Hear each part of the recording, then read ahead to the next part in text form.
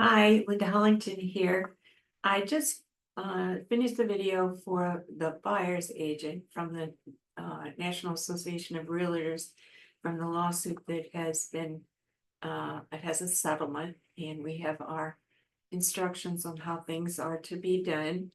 And I did a few minutes for the home buyers. Now we're going to talk about the seller side.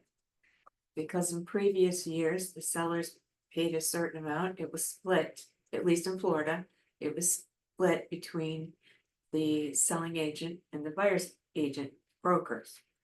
And they split the fee, and then they paid the agent, is the way that it worked. And now it has changed a little bit.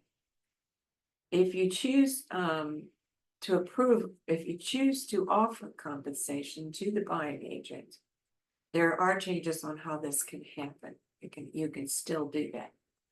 I know some sellers are excited they don't have to pay that, but the reality is, if you look at the picture of, just take the picture of a selling situation, you've got the seller and the agent, and you've got the buyer and the agent.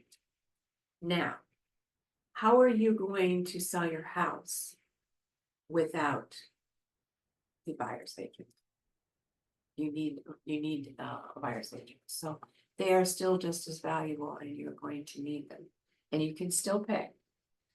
They say they're signing a contract with their buyer's agents, and you can help pay them. But it's different. It can't be on the MLS.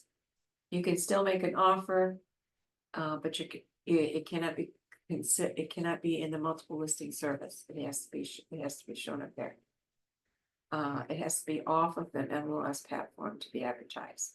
Social media, flyers, websites, and I'm hearing that it can be put on signs, that you can have the buyers, brokers, 2%, 3%, whatever, advertised on the sign. I haven't seen too much of that yet, but we will see.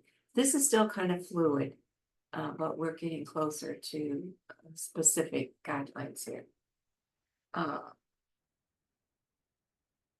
Concessions is I think I mentioned that already. Let's see, you may consider doing this a way of marketing your home, making your listing more attractive to buyers. Your agent must disclose to you and obtain your approval for any payment or offer payment that the listing broker might will make to another broker, the buyer broker. This disclosure must be made to you in writing in advance of any payment or agreement to pay anything, because the buyers are not going to be signing an agreement like a listing agreement. Only it's the buyer agreement. And in that agreement, it says that the buyer is on the hook for paying for the buyer. Now, yes, it has to come from the buyer, but there's no instructions on how the buyer can get it. It can get it through concessions from the seller, help from the seller can decide they're going to pay it. Anything like that will work. It just cannot be in the MLS.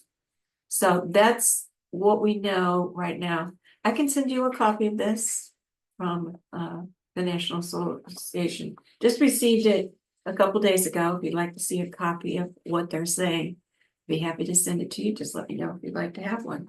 Thank you for joining me. I'll see you again next time. Linda Hollington, Caldwell Banker Paradise.